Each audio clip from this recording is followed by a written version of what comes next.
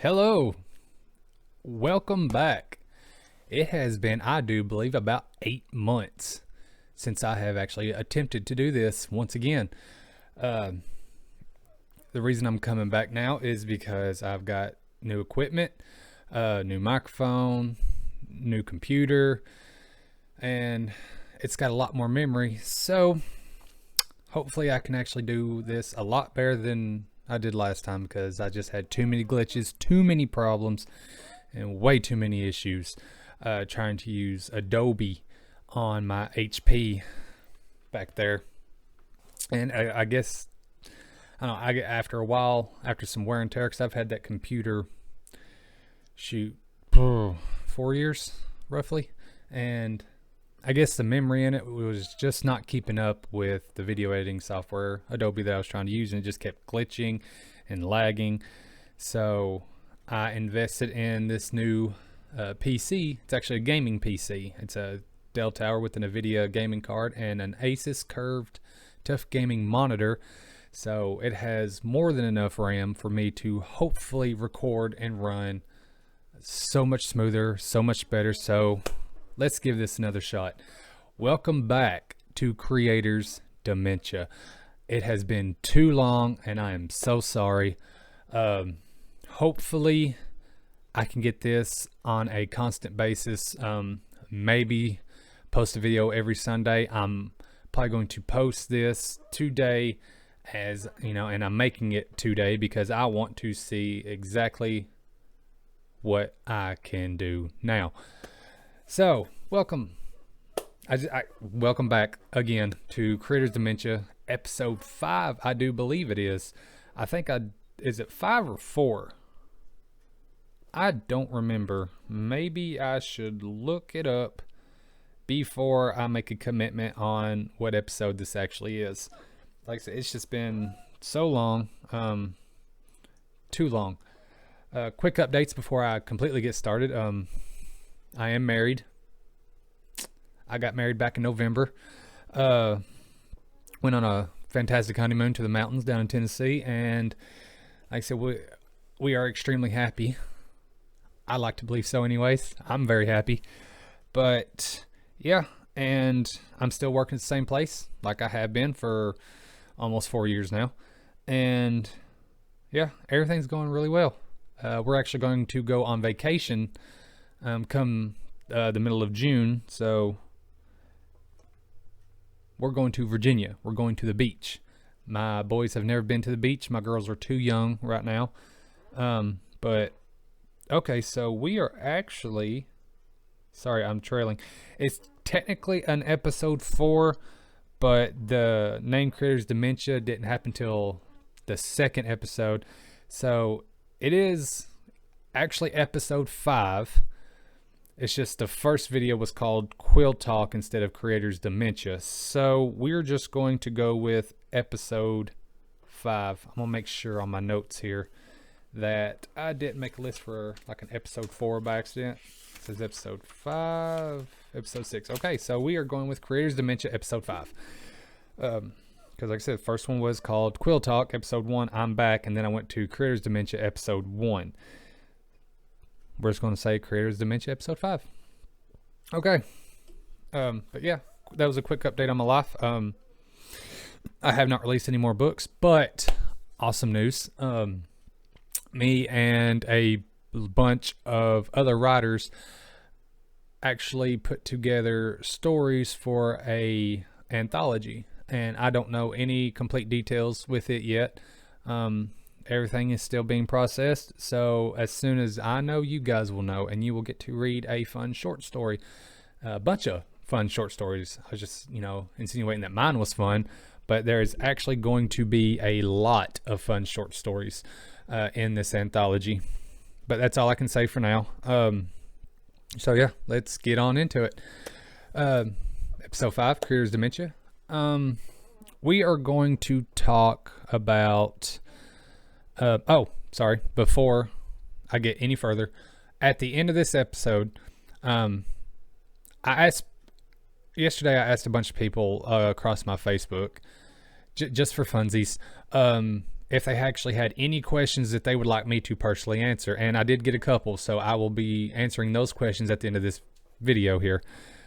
One, there's there's a couple questions that are pretty good, and those types of questions will actually carry over to what I'm about to talk about, in a sense. But yeah, once we get there, you'll see what I'm talking about. But what I'm going to first talk about today is having a household name.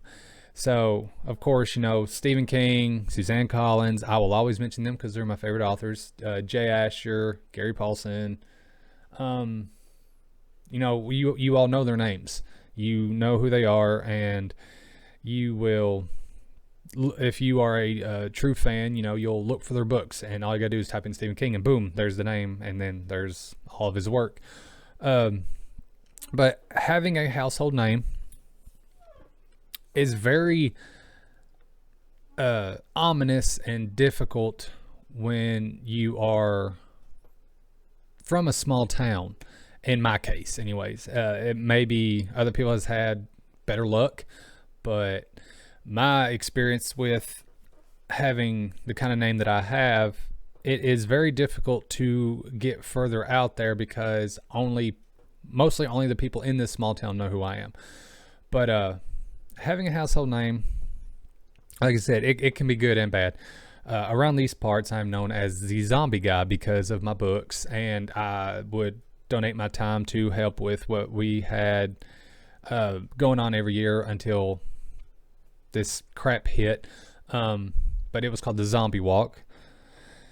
I would volunteer my time. I would make sure people had fun being zombies or being spectators, and I actually wanted to amp it up more one year, but I just never got the chance to. Hopefully at some point there will be a nice little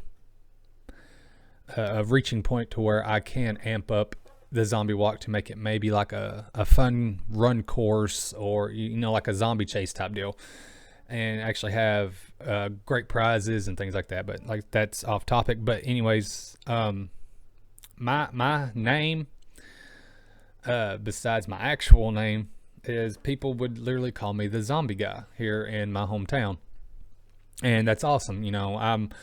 I'm the one that has always been obsessed with like zombie apocalypse and anything like movies, books, shows, anything dealing with zombies. I was the one that would watch it and explain it and tell people about it. It's just zombieism is a fascination of mine.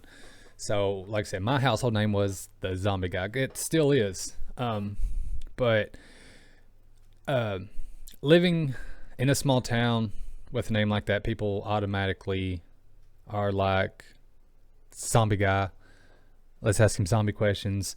His stuff's about zombies, so they know what to expect. The thing is, like I said, I love that name. I love being called the Zombie Guy, but there is more that I'm trying to do away from the zombie related things. Of course, everything I want to do is on the paranormal side.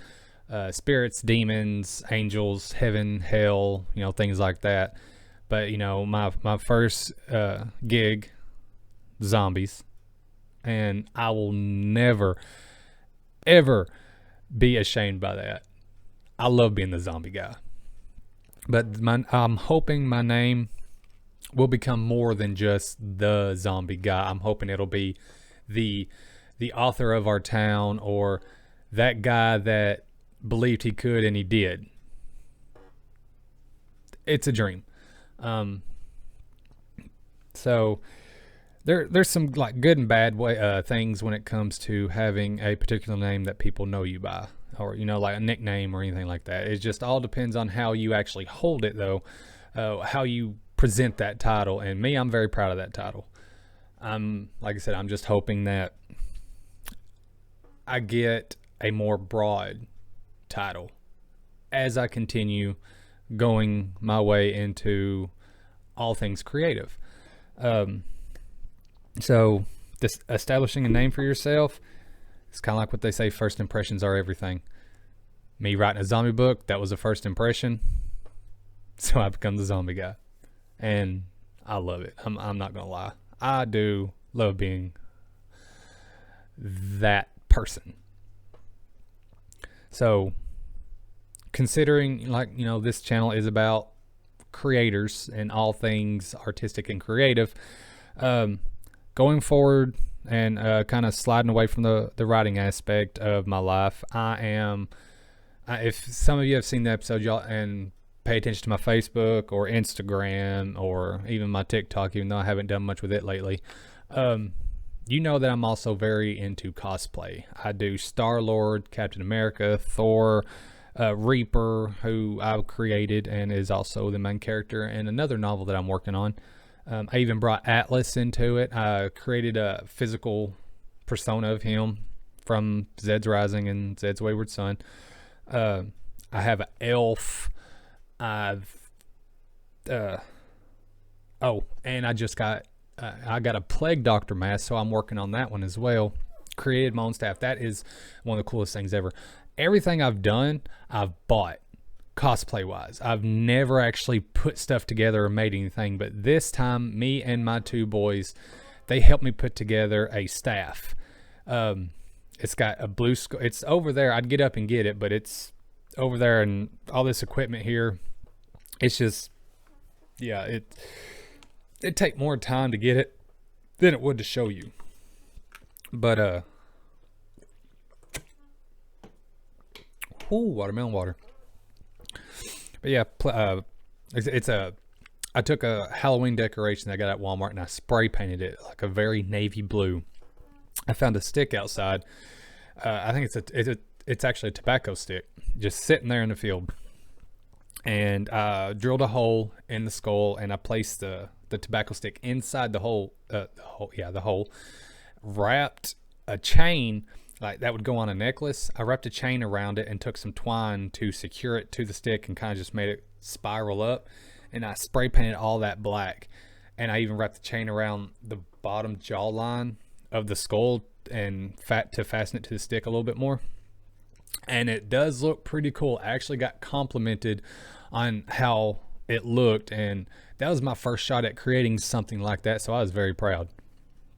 But so this whole little other section that I'm trying to discuss, I hear a lawnmower. Are they finally mowing? They would mow when I start this. Oh well. Anyways, so I'm going to discuss a little bit about cosplay difficulties, especially, you know, things that I have experienced.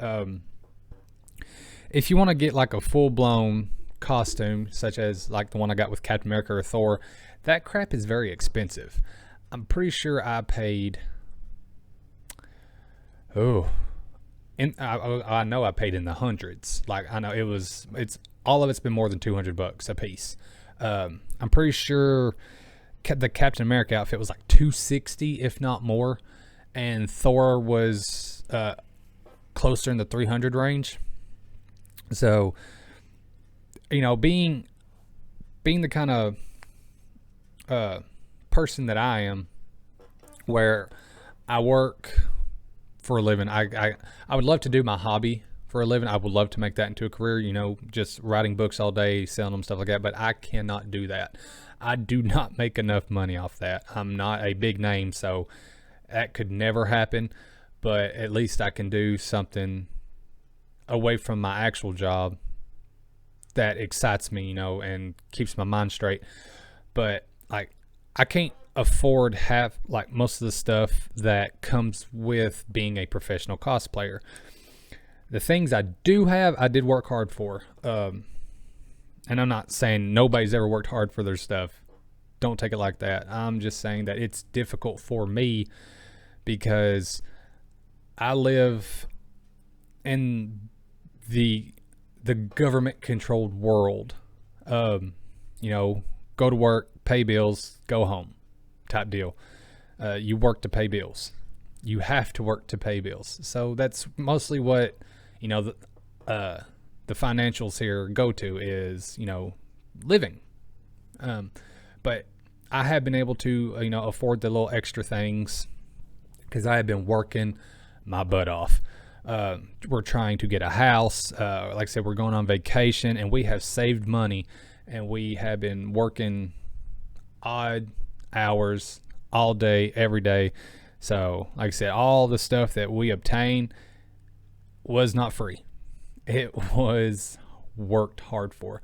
So, like the cosplay difficulties that I deal with, it's not always the financial aspect. Like, I could literally go to a thrift store, get something for $1, and kind of figure out a way to work that into some type of cosplay. But the hardest thing I have come to figure out when it comes to decorating yourself is getting noticed enough to where people want to see it. Kind of like with writing. But like I have devoted most of my Instagram to cosplay pictures, cosplay photography. I think the highest number of likes I've gotten on my Instagram with my cosplay might be 10, possibly 12. Never more than that. And I tell you, it takes a lot of effort to put on a full suit and get your mindset to the character that you are portraying and then take a picture. Especially if you're the one dressing up and also the one taking the picture. It is very time consuming, and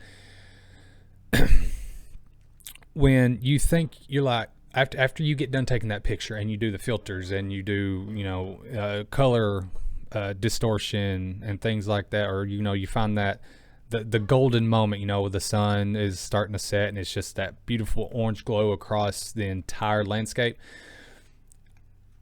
When you take that type of picture and you fall in love with that picture, and you're like, I want other people to see it, and then all of a sudden you only get like 2 likes. It's kind of heartbreaking. It's something that you worked so hard for and what you want the world to see, and it's just most of the time it's just okay, flick. It's a little rough, but it does not stop me because I like taking pictures. I like dressing in my cosplay. I love making videos with my cosplay because it helps me get into the mindset, just like any writer out there wants to get into the actual consciousness of their characters. It helps me get into the mindset of my cosplay characters, to take pictures, make videos, be like, okay, so if, for instance, Reaper, he's a fallen angel that walked with Lucifer during the rebellion. And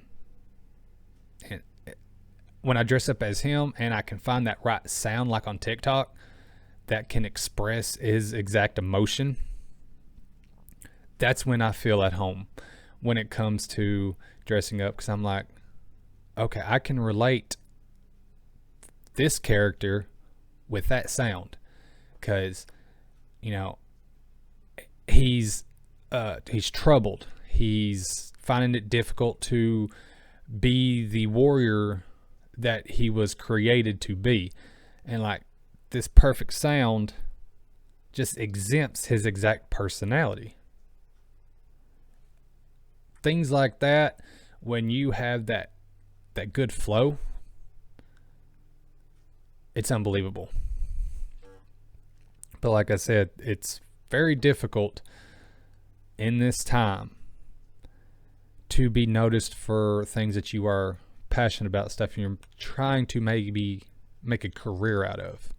It is very hard to find that watchful eye that'll give you that nice push in the direction that you are trying to go. Now, as I say this, my wife is the most supportive woman I have ever had.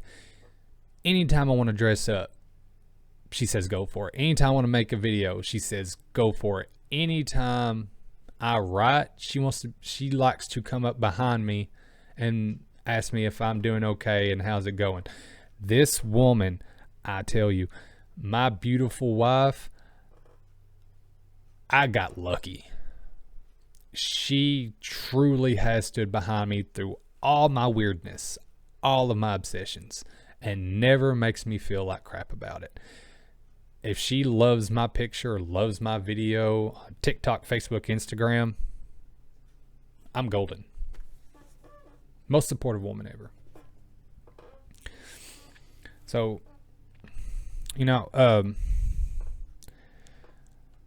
so all the difficulties that a creator can face, it's a broad number. There can be many different walls to overcome, but the only way to actually overcome any obstacle or jump over that wall, you literally have to challenge yourself to be better. You have to you have to get yourself out of that comfort zone to figure out exactly what you can do and what you truly want to do. You have to get out of that comfort zone. If you are afraid to, like, if you're at home like I do and you're fully decked out in Captain America and you feel powerful at home, excuse me, whew, sorry, that was a bit rough. I think I need some water after that one. Anyway, like I was saying, if you're like me, dressed up in full-blown Captain America, you feel powerful. You're like, I want to make a video. I want to take a picture. And you look around. Nobody's home. Or I'll look around and nobody's home. I feel comfortable. I'm like, okay, yeah, I can do this. I can take this picture and put it out there and not care if anyone thinks I'm childish or if I'm living in a fantasy world. So I'm like, I enjoy this. I can do this. Boom. The world can see the picture. Now, I have noticed that when I was making videos with a friend of mine, Alan, there's one time I was dressed up as Thor. I had the Ragnarok outfit. I mean, I still got it, but I was wearing the Ragnarok outfit. And I walked into the place I work at, and as I was standing there ready to check out, because I was getting some water, I just, in the back of my head, I was like, why am I in public dressed like this? This could possibly be embarrassing. Now, side note, I do not get embarrassed at all, easily. Like, someone could yell "sexy beast" across a freaking Walmart and, they'd be talking to me. I would not be embarrassed by it. I just, it could be a friend from high school that'd yell it out. And, I'm like, oh, hey, what's up? No embarrassment. But it's always that little voice in the back of my head. If I'm doing something such as walking into a store, with this thing on, or steampunk goggles or anything like that, there's always that little voice in the back of my head that's like, why did you decide to do this? That voice stops me a lot. And I think it's an insecure thing. I'm afraid that once I do something like that, people are going to see me the wrong way, and it kind of halts me in my tracks. So I have to work my way through that. That is a hurdle that is very hard to get over. Like, I hate social situations. I always hated going to parties. I always hated going to a public event, because all the people that surrounded me, in the back of my head, I'm like, are they staring at me? Are they thinking something weird about me? Am I was always uncomfortable being around people. My first book signing I had, I was completely shelled into myself. I hardly talked to people, which is not a good idea. You have to talk to get noticed, but I don't know what it is with anything public or with a big gathering. I kind of just decrease into myself and I get very nervous and anxious. I know they say it's a trait of being an introvert, but I think it's more than that. So every now and again I try to challenge myself. Like I'm not a professional singer, but if I'm at work and a song I like comes on, used to, I would not sing like, I don't, belch. I don't let it all out like Whitney Houston. But used to, if I heard the song, I'd just sing it in my head. And then if I was in the office doing something, then I could sing it out loud until I heard that swinging door, then I'd stop. But I've actually got to the point now where I will literally sing to the song no matter who's around me, because I have worked myself through that. That was a challenge that took, I've been there for almost 4 years, so we'll say 3.5. It took a lot of little steps to get there. But my big point that I'm trying to make here is do what makes you happy, even if no one understands it. That's my takeaway from this right here. Any of you that are thinking about becoming like some type of creator of anything, if it makes you happy, do not worry what other people think, because it is your passion, your life, your hobby. If that's what makes you happy, then you go for it and don't let anything stop you. Because in this day and time, in this world, we were not put here to survive. We were put here to live. Doing what makes you happy helps you live. Don't worry what other people think. All right, so now, if anybody has any questions about what we just discussed, which maybe someday somebody might ask me some questions on here, if I keep this going enough, you can just leave it down in the comments and I will answer, because I have my little thing turned on to where if anybody likes a video or comments a video, I will see it. And like Kat Kramer, great author buddy of mine, she commented on, I think it was the episode 1, and as soon as I instantly saw it, I was like, oh yeah, I got a comment. So no matter who you are, if you want to leave a comment, do it. I'll be excited about it. So now we are going to do the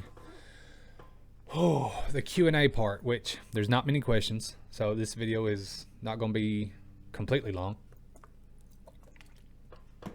But like I said, last night I asked on my Facebook if anybody had any questions that they would like to ask me, because I am now trying to start back up this podcast / YouTube thingy.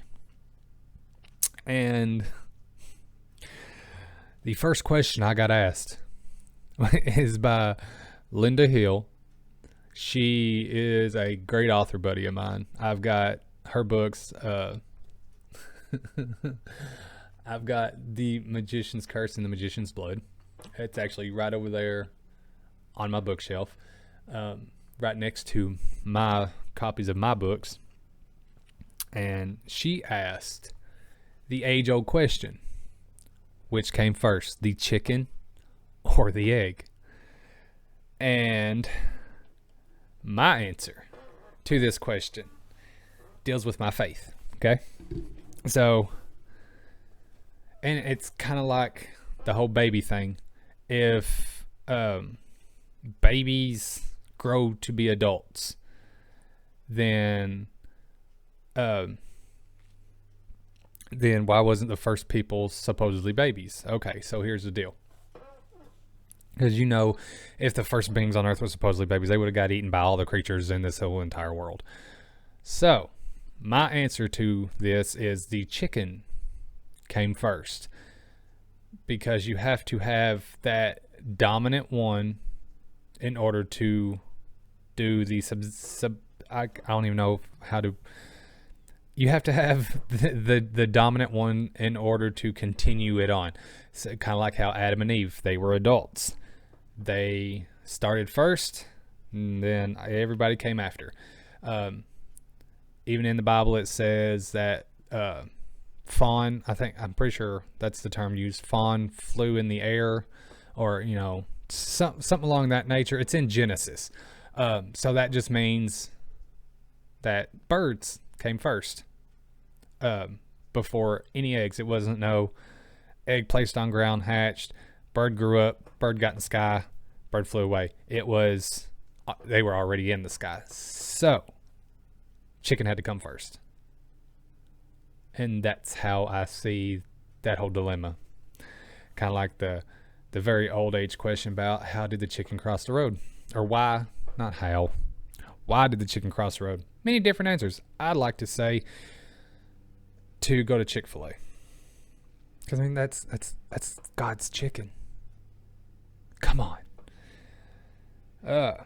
So I'm going back to the other questions. And this one's, like I said, this one here coincides with my household name. And thank you, Steve Kane, for these questions, because I did some research. Because after you asked me these, and also Steve Kane, he's another writing buddy of mine. He has amazing books. He has amazing talent. And the dude is just all around awesome. But his questions, I literally had to write down my answers because there's a lot that goes into this. So the one I'm starting with, why is it that zombies crave brains? Is it taste, texture, or nutritional value? Okay, so Steve, this is going to be a thought out answer here. Like I said, I wrote my answer down to this one because I did some research, and also of past movies and shows that I've watched. This actually kind of makes sense. So if you remember, when zombies first started, it didn't have anything to do with brains. It was flesh. So, and I think it was Return of the Living Dead was when zombies were introduced to the concept of craving brains.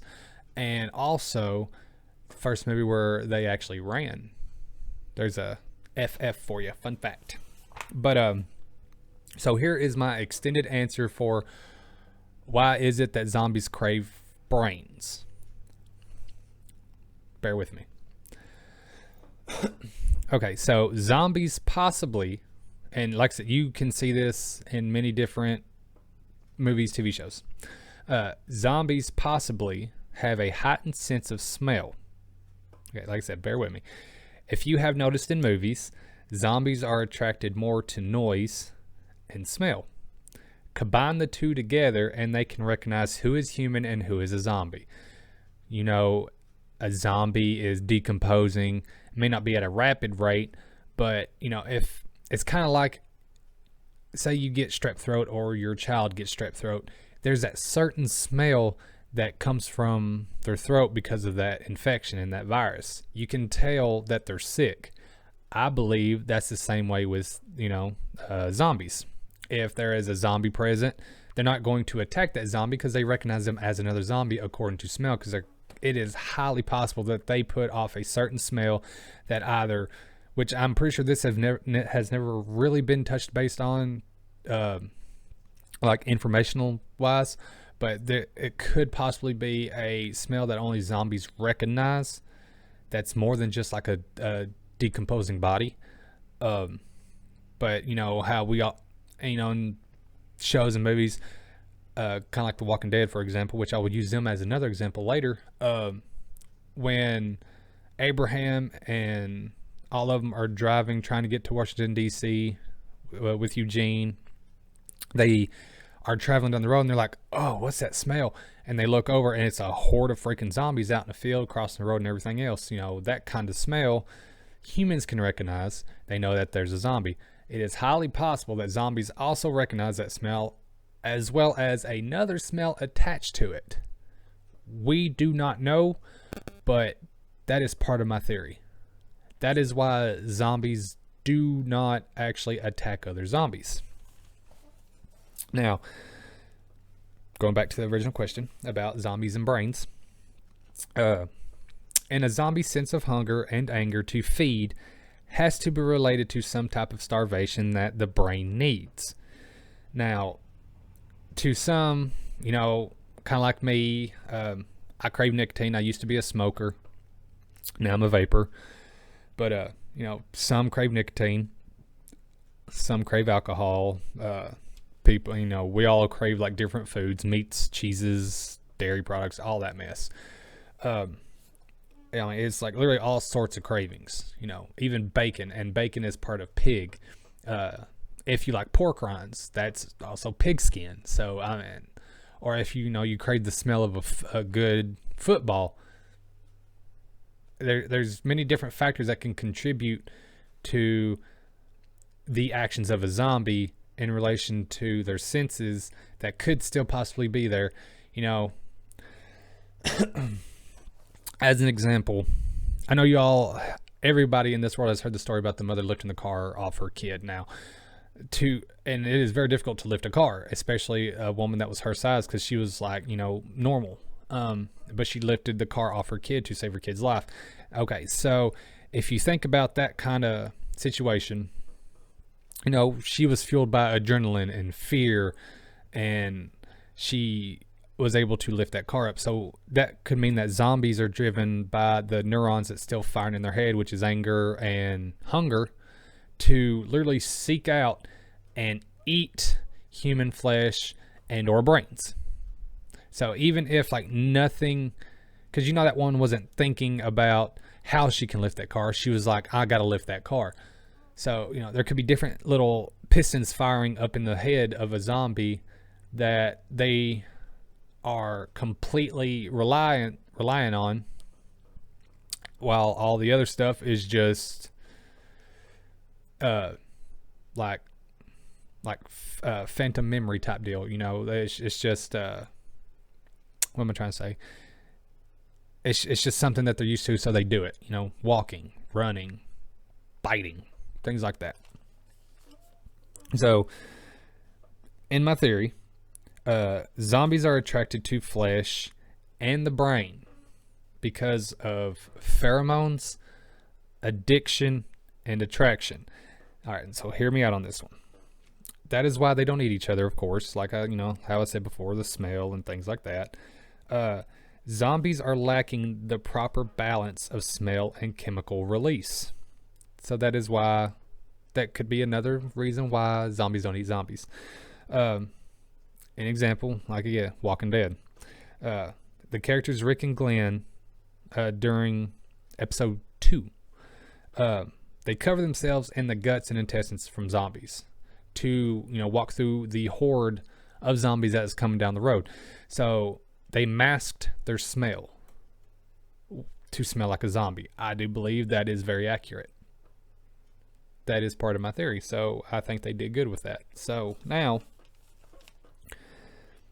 and see, what I'm kind of answering here is also part of the questions that he asked, because he also said, if zombies really like brains, why do they just attack the living when they could eat brains from a fellow zombie? So I'm also answering this part of the question too. Sorry, I did not clarify that, but I forgot that was later on in it. But I'm gonna go on. So if a zombie ingests a brain, it is possible that they can taste the serotonin, which can amp their hunger, which causes them to want more. How some of us, when we're eating Thanksgiving dinner, we overindulge. Zombies tend to do the same thing. We found something good that we taste, and we want more of it. So if a zombie is eating a brain, or say they start at the actual body and work their way to the brain, and then they get it, like I said, they're not recognizing, most of them, except for, like I said, Return of the Living Dead, but most of the zombies are not recognizing just the brain. They are recognizing flesh. They are recognizing a human body that they would like to feast on, which also brings me to my next point. Well, hold on. Let me backtrace here. Whew, my nose started burning. So also in the brain, we have a chemical called dopamine, which enhances pleasure and reward. So just imagine, say, a zombie is walking around. If they can literally feel pain or feel pleasure, if they feel hunger and anger, sometimes it could be possible, or it could be all the way possible, that they also can feel pleasure and reward. So if they eat a brain that's full of dopamine, it is highly possible that dopamine has went to an extreme inside their own brain, and they feel a sense of relaxation, so they want more. So they go looking for more. Just imagine if a zombie is walking all day long, all night long. They never stop.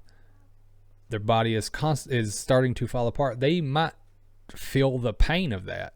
So if they ingest a brain full of serotonin and dopamine, it could make them numb to the pain. It could make them feel happy or, collected, rewarded. So that could be another reason why zombies, if there's more than one movie, which I know there is a show, and I am going to get to that, because it's one of my favorite shows, but that could be why zombies go for the brain. Which, okay. So, how we ourselves do things to actually feel that dopamine. We do good deeds, or we finally clean the house. We're satisfied. That's dopamine getting released in our brain as a reward. So it is possible that when zombies obtain dopamine, because it may not be released in their brains anymore, they just crave more because they got the taste of it and it's finally circulating through. So that also brings me to the show I mentioned not 10 seconds ago, iZombie. When I first heard of that show, I did not want to watch it because I was like, why? How in the world are zombies going to act like that? But I got, of course, if you watch the show, you know why I like it so much. But every time Liv ate a brain, she'd smile. Or anytime she made a smoothie and drank it, she would smile. That's that dopamine. I honest to God believe that's that dopamine and serotonin getting released into her as well. Even though she's mostly eating a dead brain, there could still be tiny levels of serotonin and dopamine in that tissue of the brain. And that's why she looks so satisfied. And also, she eats the brains. This could also answer your question as well, Steve, why zombies crave brains. She also eats the brains so she can obtain the visions to help solve crimes. But of course, that was just a good excuse for her to eat a brain. So, I do believe it's the serotonin and the dopamine. And who knows, they could like the taste. Liv kind of liked it. So, another question. That's all for that. That's my answer for why is it that zombies crave brains and why they do not attack each other. So, he also asked me another question inside this question, and I love it. It says, how many calories are in a brain and what would constitute a serving size? Okay, so Steve, I did some research on that one too. So as far as calories in the brain, that all depends on what people have eaten. Now, so if a human has eaten 2,500 calories, the brain would actually hold 500 of that because that is 20% of calories ingested. But the brain will also burn 190 calories per pound of mass a day. So I would have to say, of course, that's the calorie. It just all depends on what the person has eaten throughout the day, on how many calories a zombie would get if they ate the brain. Now, to constitute the whole serving size deal, I guess you would literally have to go like any normal red meat. You know, some are sold in pounds, and they say a serving size is like, what, 12 ounces, 6 ounces, something like that. I guess it just all depends on the per pound per mass on serving size. But a whole entire brain is 20% of calories ingested, and it also burns 190 of those per pound per mass. So it just all depends. Okie dokie.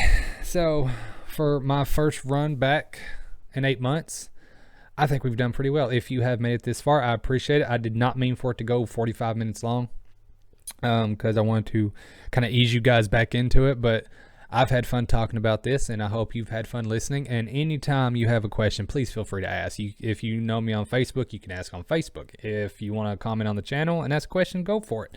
I will look, I will read, and I will answer. So I just want to say thank you if you have made it this far, or even if you attempted to come into this channel and watch me randomly speak about things, then I appreciate it. You have no idea. God bless you. I really appreciate it. I hope you guys have a great Memorial Day. Let us remember what the Memorial Day is for. And I really hope that each of you accomplish and succeed in all your creative endeavors that you can possibly dream of, because we all know the world is different. We all know that we have to escape, and that's what I try to help you guys do with my writing, my pictures, and now hopefully this. God bless you guys. I love you. I hope you have the best life ever. I'll talk to you guys soon. Maybe next Sunday. Who knows? Be good. Look, I'm a zombie.